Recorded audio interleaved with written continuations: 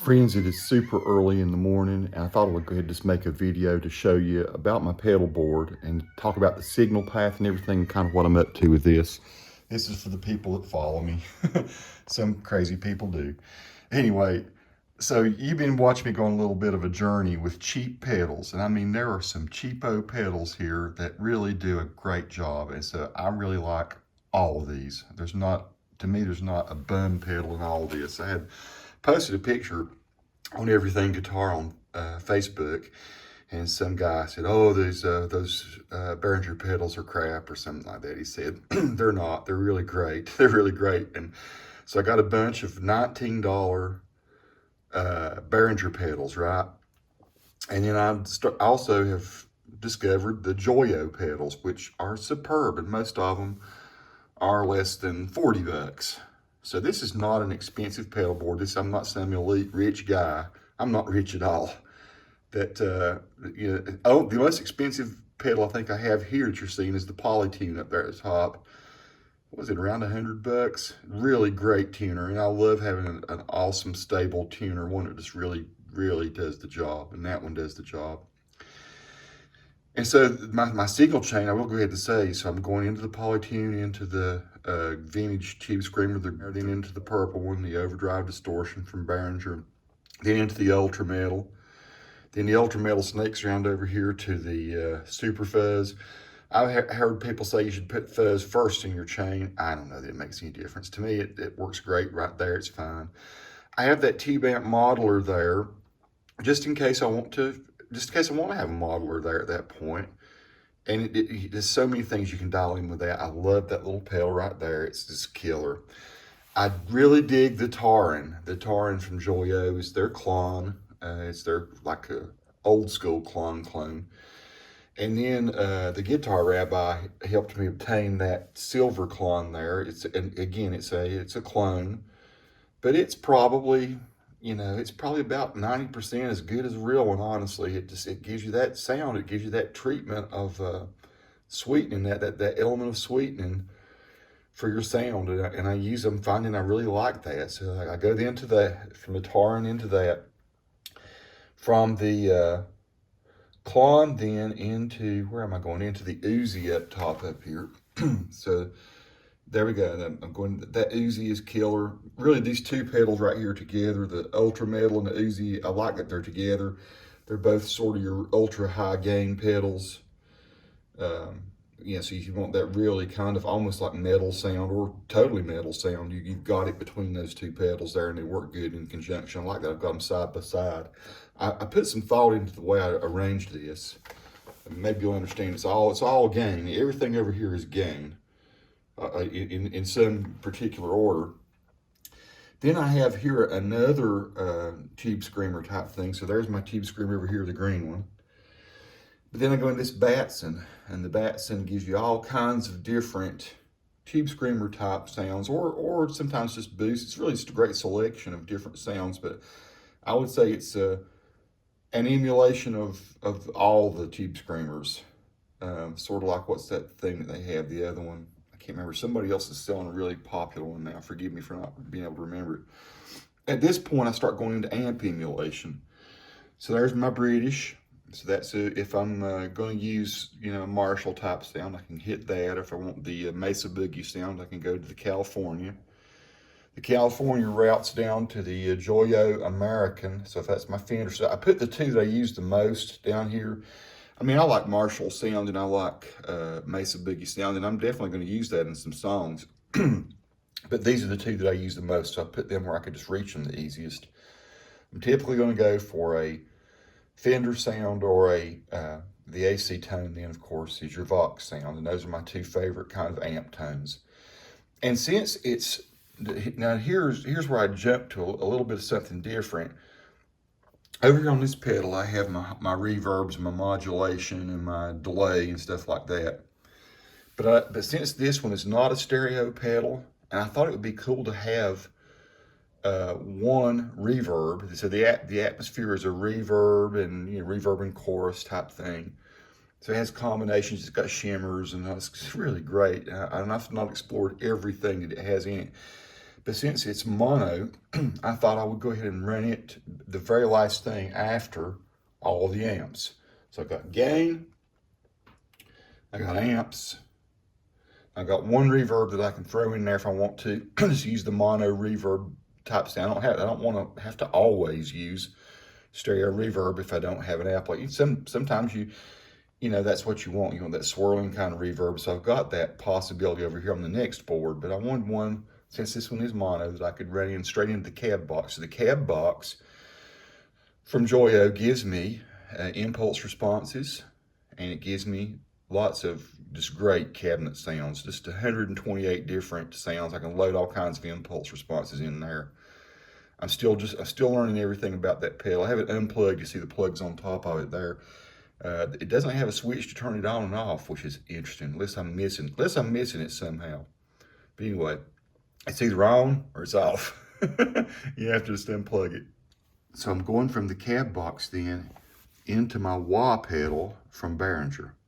So I've got the wah. I can add that. All this stuff can be wad. Wad. And then I'm going into a silencer in case I need to like clamp down on some signal noise. Various combinations of these things do make a little bit of hiss, but actually this board's really quiet, believe it or not.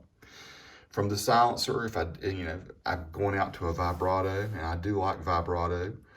It's one of those effects that I like to be able just to pull in while I'm developing sounds. Go from the vibrato into a looper.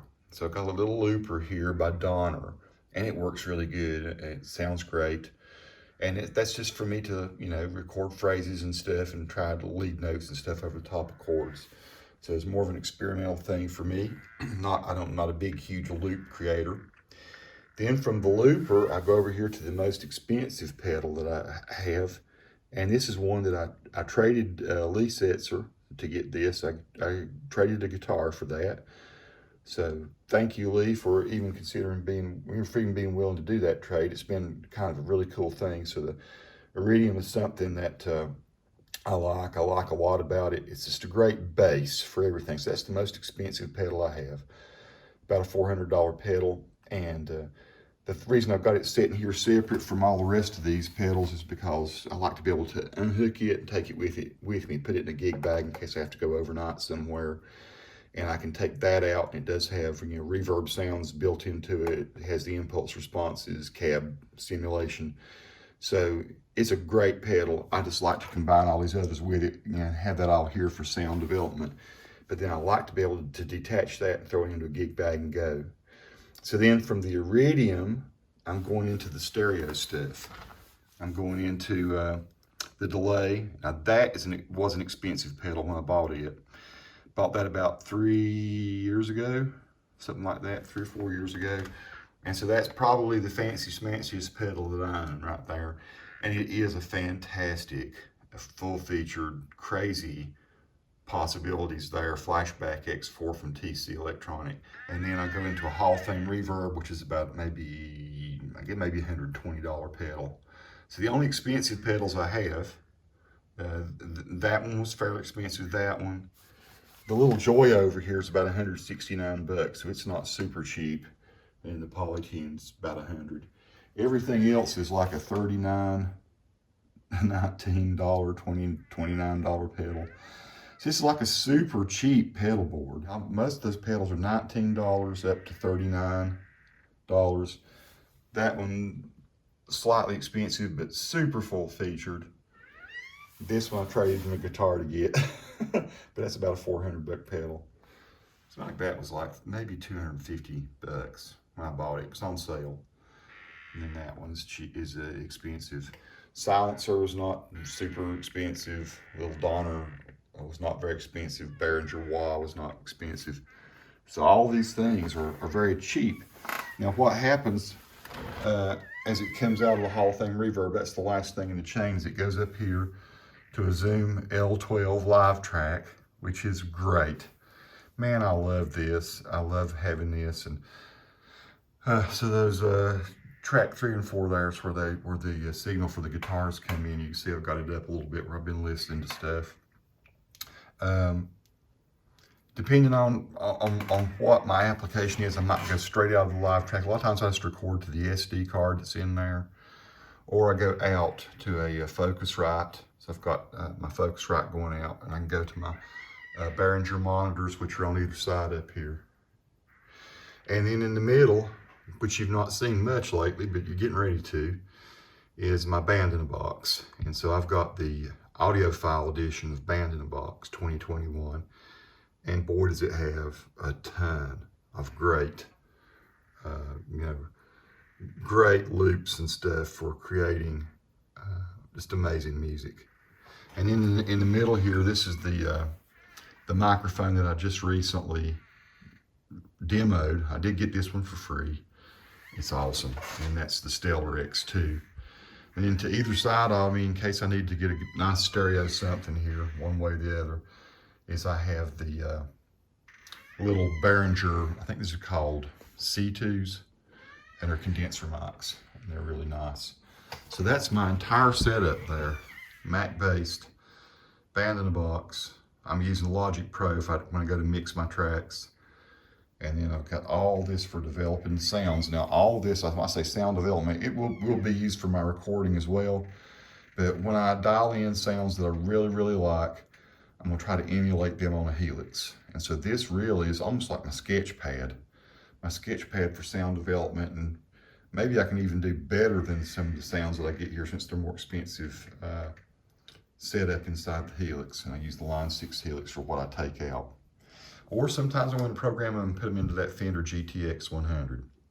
So this is all my development stuff, recording, create the sounds that will emulate and go into one of these or into a Helix. That's about it, folks. My super inexpensive pedal setup. And it's finally, my dream rig is finished. Oh, I was also going to mention like phasing and flanging. You see that's not in here, chorus. All that stuff is kind of stuff I'm going to add in post, or I'll add to an amp or something. I've just got, between the Helix and the software stuff, if I want to flange something, chorus something, phase something, I'm going to do that with software. I don't typically do that when I'm in writing mode. I just don't. Those are kind of things I just add with effects through software. That's it, folks. That's my dream, super cheap pedal rig. Peace to all who watch. Subscribe to the channel if you like.